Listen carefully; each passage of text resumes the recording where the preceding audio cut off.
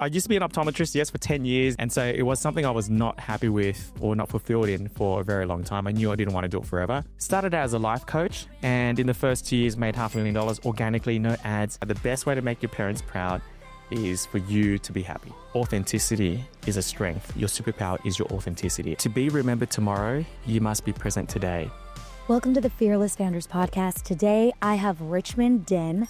He is the founder of The Tiny Challenge, but he is also a former optometrist, an amazing girl dad and husband, and overall someone who I am so excited to interview because he has done a new take on challenges that will change the game for you. So thank you for being here, Richmond. Oh, thank you for having me. It's been such a pleasure. I love Boise. Every time I come to Boise, it's just the most underrated, unassuming town on the planet. So yeah, if you haven't been to Boise, come to Boise. It really is. This is one of the few that I'm actually doing in my hometown. So I'm excited to have you. Okay, so let's start with you. So you are a former optometrist. How did you get into this world? Like, did you just find it by accident? How did you become Richmond? Wow. What a question. How did I become, wow. Yeah. All right. This is the best podcast interview ever to date, right? That's the best question I've ever had. How did I become Richard? Well, I think it's a process of becoming who I am right now. It's just ever increasing journey. But I used to be an optometrist, yes, for 10 years, did 20,000 eye tests, but most people who are in the health profession, whether a dentist, optometrist, whatever, it's not what they want to do. I don't think anyone, and I'm sorry if that's you, but grows up saying, I want to become an optometrist when I grow up, or I want to become a dentist. It's not a job that people aspire to want to become. So it's my parents. And that's what I did to make them proud, the cultural upbringing. And so it was something I was not happy with or not fulfilled in for a very long time. I knew I didn't want to do it forever, but I wanted to just do it to make them happy, make good money, invest in property. And after doing it for 10 years, I'd get out and figure out what my real purpose is. And that was a goal from the beginning.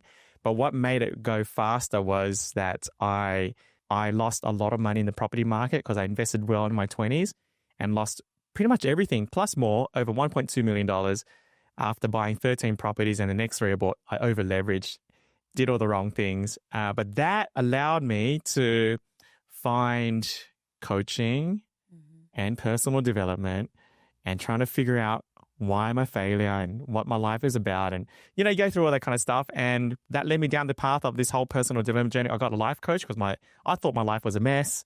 And from that, being immersed in that industry, that's how I fell in love with coaching. And I became a life coach after as an optometrist. And then now just helping other life coaches and, coaches start their business because we did well in the first 2 years.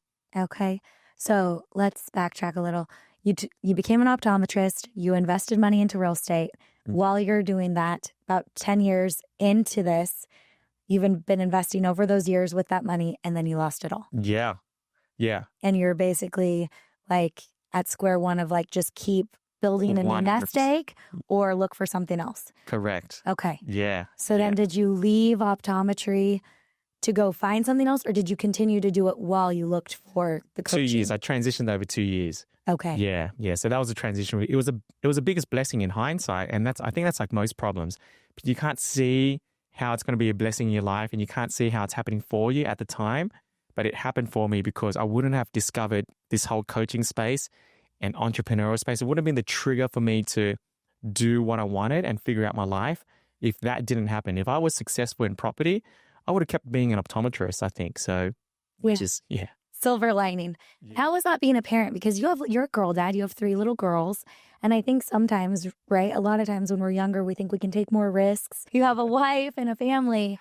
What was that like? And how was your wife during that process? I believe, and my first coach taught me this, I believe that the best personal development program you can ever do is actually getting into business. Like you will learn more about yourself being an entrepreneur than ever, facing rejection, having to figure out problems that never stop. And so you learn more about yourself, but that has made me a better father. And so to your question about parenting, the best, and this is an unspoken gift, I guess, being a dad, being an entrepreneur has really helped me being a dad because now I can teach them to fail forward, reframe the meaning of failure, going for their dreams, thinking bigger, spending time with the right people, understanding that it's never a no unless you give up. Like all those things has definitely 100% made me a better father for sure. And a better husband too. Yeah. Your wife's amazing, by the way. She loves you, by the way. I think she's such an incredible woman. And like, I love how you guys love each other. It's pretty special. Thank you. Yeah. Now you were saying you went and became an optometrist for your parents. Yeah. So then I just want people to, because I know a lot of times when we hit failure, right, we're just like, oh, no, it was a failure, but it's a big chapter of our life. How did they take it and how did they do with the transition? Well, my dad still doesn't understand why I changed. Okay. He still doesn't approve. So this is 8 years into being a coach. Because in Vietnamese, he's like, he doesn't understand what coaching is. And so I try to explain to him, like, what's coaching? And the best explanation I can give him is coaching's kind of like teaching. Because, the translation's a bit funny. And he's like, you became a teacher? You went from optom to teacher? Like, he thinks I'm a teacher. And kind of in some ways we are, we're speaking on stage and all that kind of stuff. And it's like, do you make good money? And like, why did you become a dentist? And it's like, you should have became a dentist or a doctor, not a teacher. Yeah. And he still says it to this day. He hasn't quite clicked. No, I think he'll say it for the rest of his life. I mean, he's old school, but my job is not to convince him. I believe that the best way to make your parents proud is for you to be happy. Mm-hmm. And even though they don't approve of what you do, but I think parents can feel if you're fulfilled. Mm-hmm. They just know it. And so I believe he's really happy and proud, even though he doesn't really understand what I do because he can see that I'm a different person. Yeah. Yeah. And mum sadly passed away 2 weeks after I transitioned. Oh, so she doesn't see any of this, Well, not from Earth. Yeah, that's correct. That's correct. And so I credit everything I built to her. It was the promise I made to her when she passed that I would go all in on my dreams. Wow. Yeah. Well, I'm sure she's looking down very proud of you because I think as parents, that's what we want for our kids. Yeah. Even though there are things we do that to society, we're thinking they're making us proud. Ultimately, I want my daughters to wake up and be like, I'm living a fulfilled life and I'm going after what I really want. Yeah. So, yeah. 100%. Okay. So tell me about your coaching. What kind of coaching do you do? What did you create? And what was that transition like? Started out as a life coach and in the first 2 years made $500,000 organically, no ads. I was just kind of just doing what I thought was right. And then people started saying like, how are you getting life coaching clients? Apparently it's the hardest niche to get clients in because it's not even a niche. You know what I mean? Yeah. No, that's actually very impressive. I'm like, how? Well, Only the thing. I never thought about how I was doing it. It was just basically connection content. Like I've made a big effort to anyone who liked my post. I created a relationship with them online via DM back then. And I still do that today. And just really, I never saw people as leads or clients. I just saw people as people who are just liking my stuff. And so I created relationships really well online back then. And every time I presented my offer, like people were like, I guess, I don't know. Looking back, I wasn't really good at sales, but, but for whatever reason, it worked. I think, and it's kind of come full circle, right? Authenticity is a strength. And then I think in the last 5 years, it's kind of run away, but now it's coming back. And yesterday we had, what's her name? Her name was, forget her name, but she's Russell brought her on. Okay. And she does 1 billion views a month. And then she talked about your superpower is your authenticity, and she's bringing authenticity back. And so that's what I attributed to when I started out. And then every coach said, I want to learn how you're doing it. And then I kind of reverse engineered the process. And that's how I started teaching life coaches on how to get clients online. And the last 6 years has been more of the business coaching side and helping the hardest niche on the planet get clients without ads. Wow. Yeah. I think to go back, you said you weren't good at sales or you aren't good at sales, but it sounds like you were good at relationships. Yes. And that's ultimately all sales is. Yes. Right? But when you do it authentically and you're not doing it to take advantage or to get something out of them, then they want to work with you. Yes. I think that's everything right there. That's the secret sauce. Building real relationships and then authenticity, because we have lost a lot of that. Yeah. And you can feel it with people. You saw it. You said, I could be on that stage, and you were just on that stage. Yes. You spoke at the final FHL. Yes. Which is incredible. Yes. And you've written a book now, and you've been on his podcast, and you also realize that proximity is power.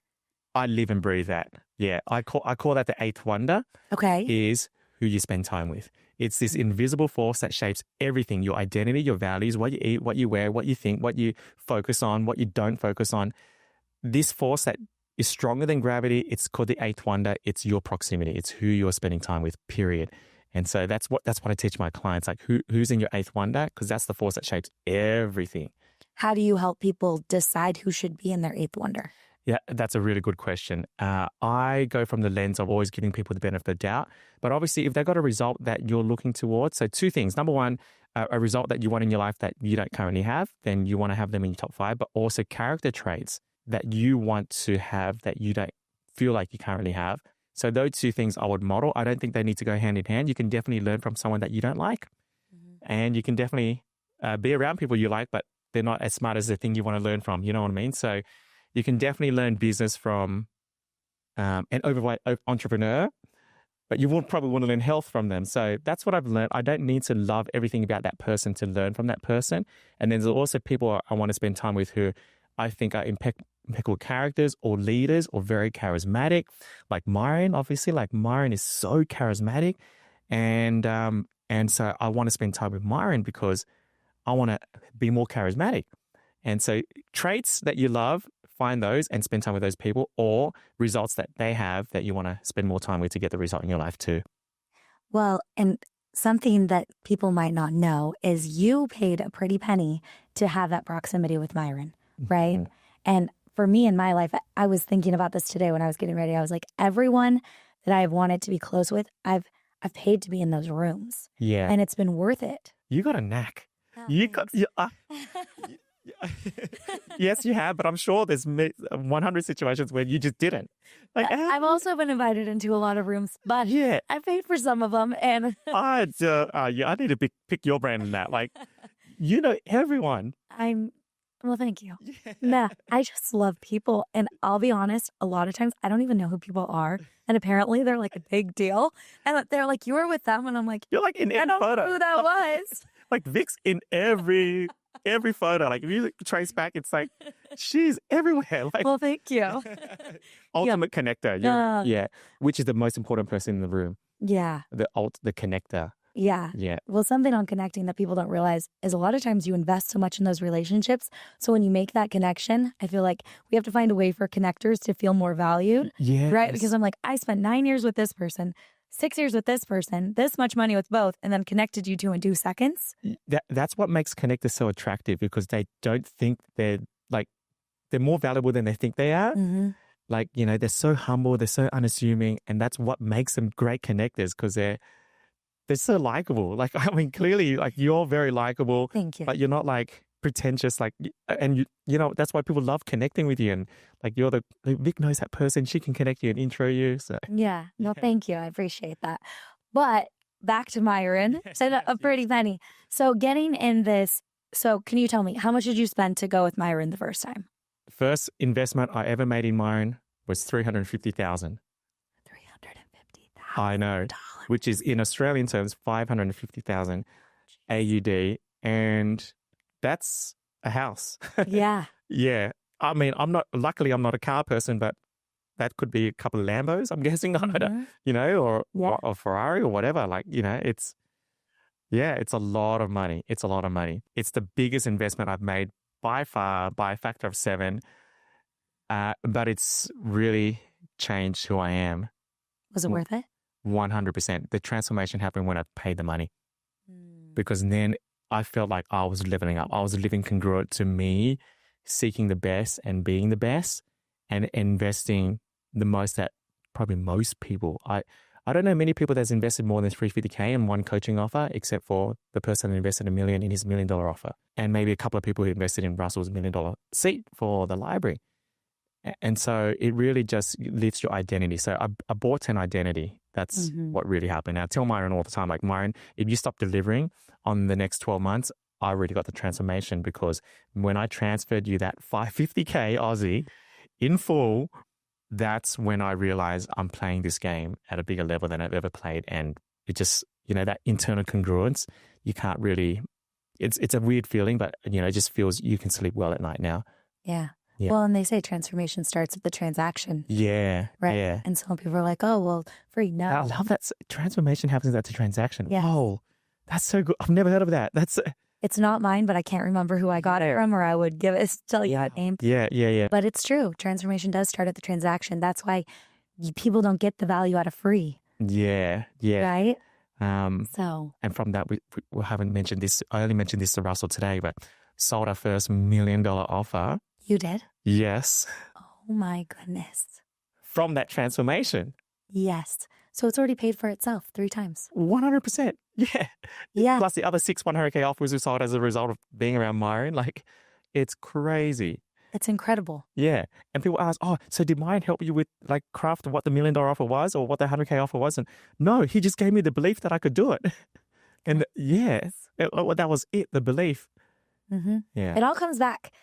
There's this theme throughout this podcast, the belief that you could be on stage, the belief that you could have the offer. Yes. Like if anyone could take away one thing, if you could find that belief in yourself to realize, I don't know if you're faith-based, but it's like we are all created in the image of God and He created us. We can create. We were made to create. We were made with that same power. Yeah. And so it's like, you can literally, if you were listening to this, you can do anything. You are capable of anything, but you have to first believe that it's possible. 100%.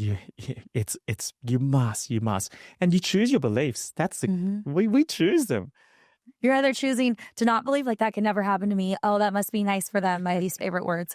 Or you're choosing to.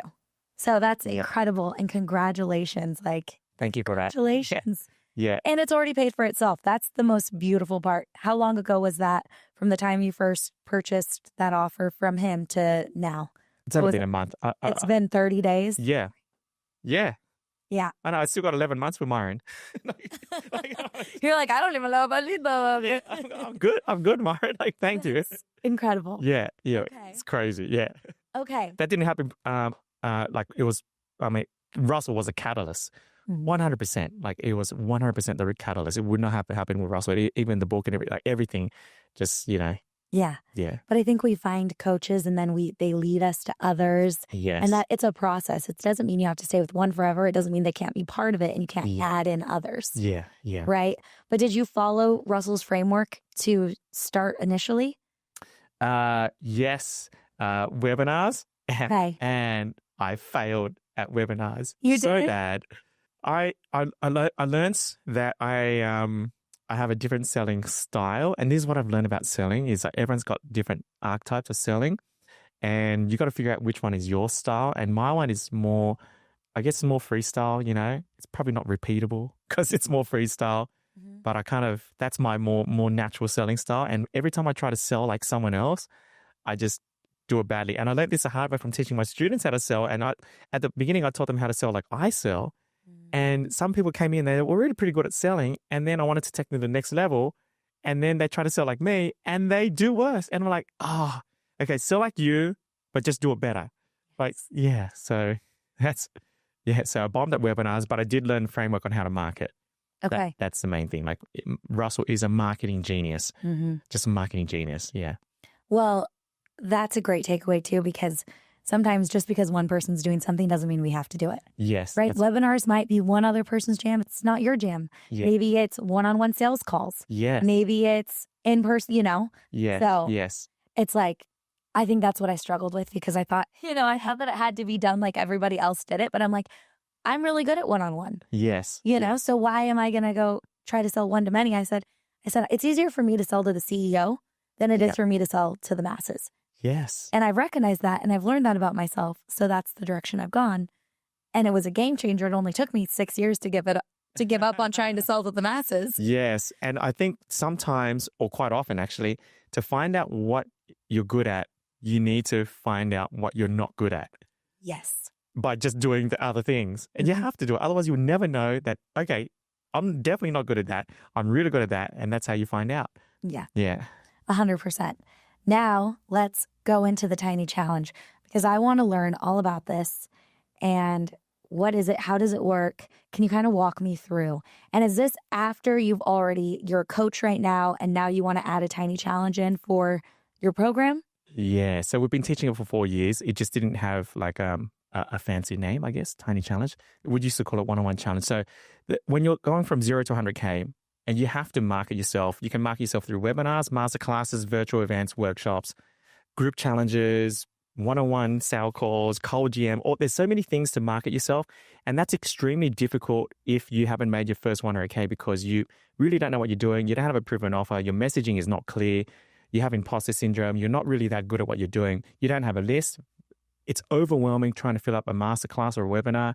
How do you get 100 people to show up? What's the follow-up sequence? What's the tech like? And so I always think down like, what's the basic foundations to help someone get started?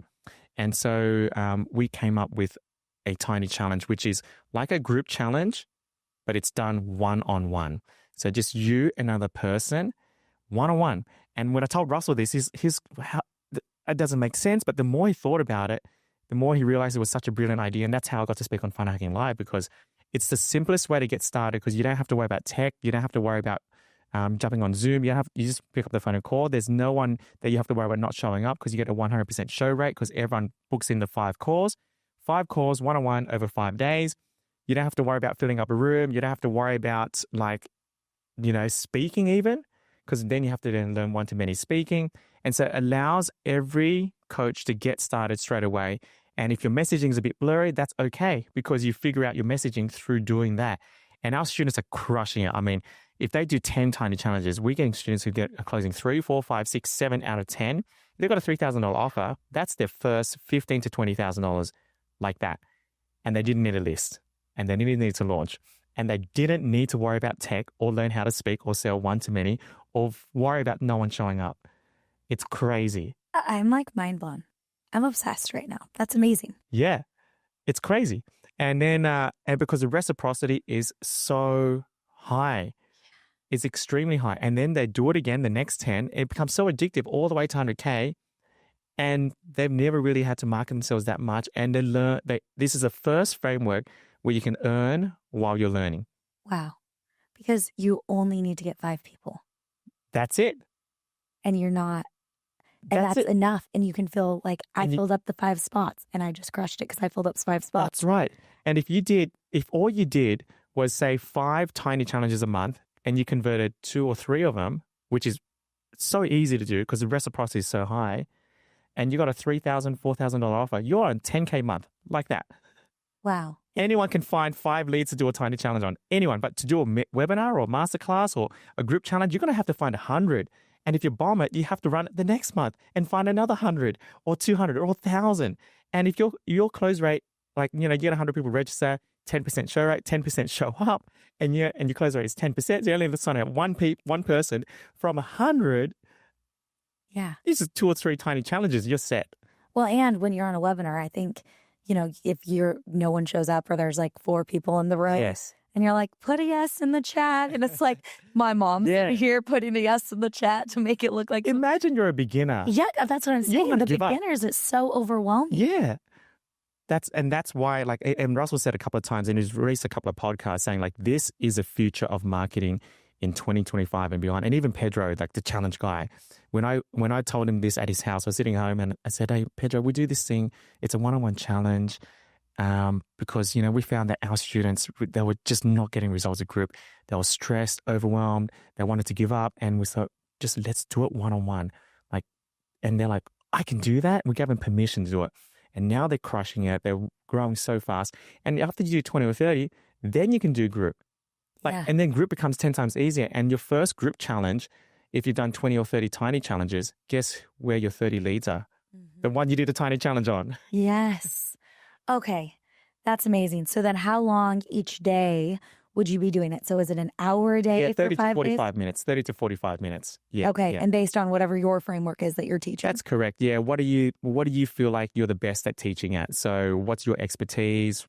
And you only need to be 1 chapter ahead. But what can you help someone get a result in 5 days or less? It's kind of like a fitness challenge, lose 5 pounds in 5 days kind of thing. What's your version of lose 5 pounds in 5-day challenge, and just do that. Yeah, what's the transformation you can give someone in 5 days? Yep. So does the...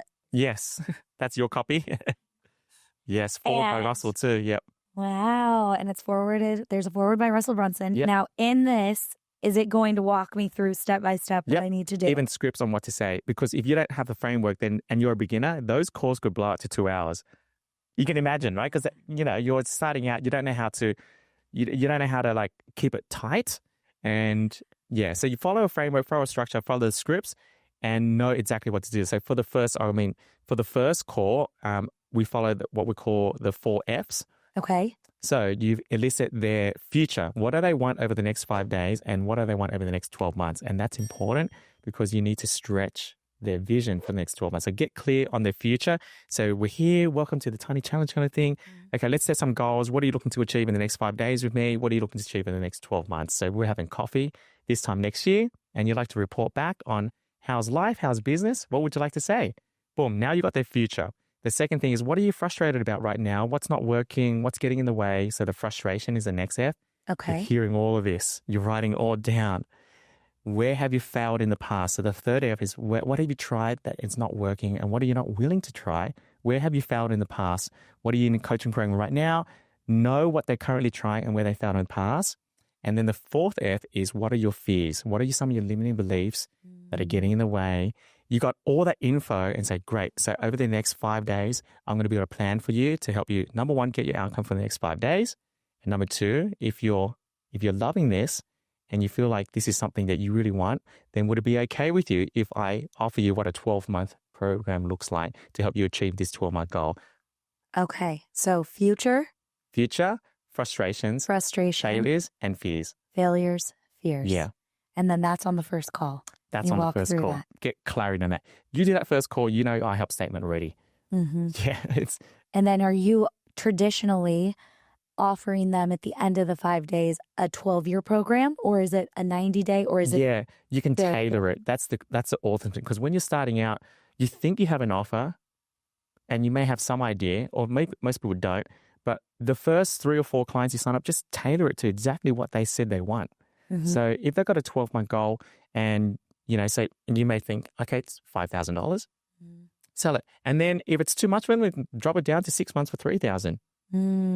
Depending on their goal, yeah. Is there a general price point that this challenge works best for? Yes. Okay, yes. What is that? Now, I'm going to go from my own personal experience. When I started out, I didn't know better, but I was charging $3,000 for 6 months or $5,000 for 12 months. And in a tiny challenge, you can 100% do that because the reciprocity is so high and you're tailoring the offer to exactly what they said on that first call. Like, this is exactly what I want. This is how I want to do it. This is what I've tried. This is what I'm not willing to try. This is where I've failed in the past. Here's my limiting beliefs. And you tailor it and you give it to them. Okay. Yeah. So you're saying between a 3 to... Yep, 3 to 5. Yeah. 3 to 5 is the sweet spot. Sweet spot. Some people got limiting beliefs around money and I get that. So just charge $1,000. Yeah. Start at least a minimum of $1,000. Yeah. Right. You already spent 5 days with them. Yeah. You've already given and are you charging for this challenge? Is this a charged 5-day challenge? Tiny Challenge, great question. Tiny Challenge can be free or it can be paid. Now, I wouldn't charge if you haven't made $100,000. It's like if you're going to do a webinar, you don't charge for a webinar. Okay. If you do a group challenge, you're not charging when you're starting out. You're not charging for a masterclass. You're not charging for, you don't charge for those. This is a framework that replaces all of that. So I wouldn't charge for it. Okay. But after you've made your first 100K, then maybe do like a $47, $97, $197. And I get why people want to charge because what if I get a tire kicker? What if I get a time waster? And it's like, wow, 5 calls and they're here to waste my time. It's frustrating. It's a legit concern. Mm-hmm. And so I'll share it's the opposite. So number one, if you're concerned about that, I would charge $47, fully refundable, give it back to you after the 5 days. Okay. So you can do that and that'll weed out a time waster. Okay. But you use that $47 towards the deposit of your program, Mm-hmm. So you can definitely do that, but you don't really need to because if you think about, like this is in the health, so this is where I believe tiny challenges will blow up the health industry. So personal trainers, the traditional model of personal trainer, you go to the gym, personal trainer approaches, gives you a free 30-minute session. Mm-hmm. And you do the training with them. And at the end, they're like, oh, would you like to buy 10 sessions? It's $80 a session, but you buy 10, I'll give it to you for $600. So they make a $600 sale from giving you 1 free session. And they need to probably give out 10 free sessions to have 1 sale for $600. So that's 10 sessions. What if that personal trainer did 2 5-day tiny challenges? Oh, yeah. Right? In those, hey, offering one-on-one. It's free. The accountability you're going to get, the progress, that personal trainer will know everything about you after the 5 days. And at the end, they're not offering 10 sessions for $600. They're offering a 6-month program for you to be able to fit in that dress again that you could not fit in since you had kids. Wow. And you can sell it for $2,500, and you'll close 1 and 2 every day of the week for the same amount of work. But now you're selling something 4 times higher, and there'll be no more broke personal trainers. And so that's why I see the big opportunity. Imagine personal trainers running Tiny Challenge. So I'm sharing that because if you got approached by a personal trainer to say, hey, would you like to do a 5-day one-on-one challenge with me? I'm not doing it if I was here to waste I'm not going to get my ass whooped for 5 calls, 5 sessions. If I had to be up for being, getting kicked, otherwise I'm not doing it. I'm like, I don't really feel like, You wouldn't want to commit to that. Yeah. Yeah. So for you to commit to 5 one-on-ones, you have a problem you really want solved now. And so even just when you think about it as a participant, if someone offered that to you, you'd be like, it's not let's do it. It's a real commitment. And so you actually weed out time wasters because the framework demands the commitment. Mm-hmm. Whereas on Zoom, when you're doing one-to-many, if you're not really committed, you'll show up, turn off your camera. But you can't do that in a Tiny Challenge. And so it really requires commitment from the person that says, yes, I want to do it. And it can work for all industries. I mean, life coaches, personal trainers. Yeah, real estate. Okay. When I was students, Rick Carutha, apparently he's pretty well known in America. He's got over 2 million followers. And so I met him at an event, MRN's event. I told him about Tiny Challenge, but the paid model, because he's a bit more advanced. Mm-hmm. And he's like, okay, I'm going to run a paid model. So he did a $2,000 one, 5 days. And he's just sent me a voice clip 2 days ago, Richmond. I did my first one and I sold a $25,000 offer. Wow. And that was so good. And then the second one he sold a 100K offer, first 100K offer sold. And he's like, I'm so inspired. I've never sold a 100K offer before. I never thought it was possible, but the only way it was possible was because of the 5 days one-on-one. Yeah. And so he's done 2 Tiny Challenges, made 125K. That's incredible. Yeah. Real estate agent. Okay. Yeah. So it really is for every industry. Because sometimes people are like, I'm not a life coach or I'm not this. That's correct. And a real estate agent, I mean, it's just more than housing at that point. But he, like you said, more advanced. So he charged for the challenge. Yeah. So for someone like me, I want to go do a 5-day Tiny Challenge. How many people am I signing up? 5 people, 5 days? Or is it just one person for 5 days? Is there? Yeah, one person, 5 days, one-on-one. So I just plan on getting one person. Yeah, one person. Now, you can do multiple Tiny Challenges in a week, but they're not in the same, on call together. You know what I mean? What should I shoot for? Should I shoot for trying to get 3 people on their own tiny calls in a week? It depends on your capacity. What do you recommend? Yeah, it depends on your capacity there. So for us, because our avatar is they're not full-time coaches yet, which means that they're probably working or they got kids and that kind of stuff. And so they'll fit in about 2 or 3 a week in their business. But for the odd person who has burnt their boats, they quit their job, they got all the time in the world, no kids and stuff like that. You could run 10 in 1 week. Yeah. That's a lot. Yeah. But if you burnt your boats and you're like, it's this or nothing, all in. Yeah. And then you sign up 5 or 6 out of those 10. If you've got a $5,000 offer, that's a $25,000 a week. There you go. Yeah. That's amazing. Where can they get this book and when can they get this book? Yes. tinychallengebook.com. tinychallengebook.com. Okay. That's when and it's being released. Well, it'll probably be released when this podcast gets released, but it's being released literally in 5 days. Oh my goodness. Yeah, in 5 days time. tinychallengebook.com. Okay. And what we're also doing is, because, the problem with Tiny Challenges is, if you want to run a group challenge or a webinar, you can go into them and kind of hack them. And oh man, I want to see how Russell does his close. And you go and register for free and see how Russell does a close. Or if Pedro's doing a challenge, it's I'm going to go in Pedro's challenge and see how he's doing it, the master. But you can't go in a Tiny Challenge and see how they're doing it because it's a Tiny Challenge. That's so true because I am that person. I'm like, I want to see how they run their webinars. I want to see how they're doing their closes. But now we've made it a thing where, and this is how you scale one-on-one coaching. And this is the evolution of Tiny Challenges. 100 years of coaching, no one has ever been able to scale one-on-one coaching because you can't. So I now run Tiny Challenges and I sell shadow seats, which is $97.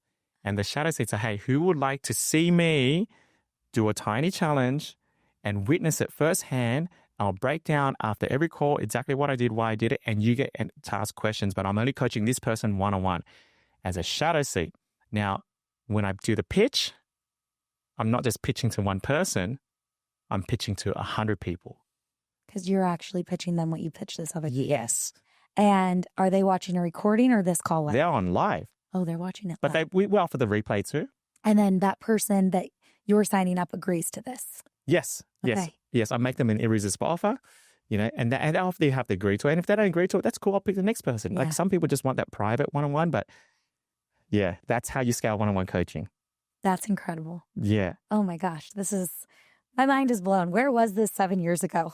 Oh, This is going to change everything for me. Yeah. Yeah. So Credit to Pedro. I mean, I know Pedro watches a lot of my stuff because I was at his house and I said, we do this thing. It's called a one-on-one challenge. Yeah, I just said it. Mhm. So that's kind of what we do. It's like, what's that? It's like, it's just this. And then I didn't make a big deal. I didn't think it was a big deal. And it's like, dude, that's the next biggest thing in marketing. You don't understand how powerful this is. yeah. I said, really? It's like, what do you call it? I'm like, one-on-one challenge. And he's like, no, we got to get a name for this, and you got to trademark it and get the domain, and don't tell anyone this because we got to get all the ducks lined up in a row. And so we're brainstorming names like micro challenge, mini challenge, tiny, and tiny was like the perfect fit. Mm-hmm. So we got the trademark for tiny challenge. We also got the trademark for mini challenge, micro challenge, teeny challenge, petite challenge, all of it because because we knew they would all be copycats, right? Yeah. So now we own all of that. So That's amazing. And isn't it great how when you have the right friends around you, sometimes you have something that's gold and the right people will be like, that is gold. yes. And you just need them to let you know. Yes. That's what we're talking about, the eighth wonder or proximity. Mm-hmm. If I wasn't at Pedro's house that day, This wouldn't exist. no. Yeah. Yeah, we wouldn't be here. Yeah. Yeah. And Yeah. cheers to you for giving credit where credit's due. Yeah, all the time. Yeah, all the time. Yeah, I mean, I always credit. And if I haven't credited you, I'm so sorry. I don't mean to, but I always credit everyone that's, built up this journey for me for sure. Yeah. Yeah. Well, is there anywhere else people can follow you or that you would like them to go to find you? Yeah, so I started a YouTube channel. It's just Richmond Dinh. And Okay. it's all things tiny challenges. And Richmond Dinh, they would just go, Richmond Dinh is your YouTube name? Yep. So it's RichmondDinh. We'll also have it linked in the show notes below. Now, something with this podcast that I always like to do, the whole mission of it is to leave the world with wisdom, perspective, and hope. Is there a piece of wisdom or perspective that's unique to you that you would like to leave the world with? Wow. Before you go. I love this. I like to use, I don't know who said this, but to be remembered tomorrow, you must be present today, and that's for parenting, it's for business, it's for relationships, it's for life. So many of us are focused on tomorrow and then you lose everything, And so that's my parting wisdom. I'm not sure who said that, but I heard that from somewhere. I thought, wow, that's so cool. Yeah. Yeah. And it is so powerful to be present today because we get so caught up, and it's not that we shouldn't be forward thinking, but Yeah. we don't want to look back. But then how often do we get into the future and then we're like, oh, that was so great, or I missed that. That's Instead right. of just being present in the moment now. Yeah. Yep. Still set goals, but then know what you need to do today to achieve it too. Like, I mean, that's, of course, you have to be forward thinking, but you just know what needs to happen. And that relieves overwhelm. It relieves, you force yourself to focus on what you can control versus what you can't control by just being present. I love that. Thank you. You're welcome. Thank you for being here. And with that, this is Fearless Founders with your reminder that the change starts with you. Now go be great. Do not wait. I believe in you.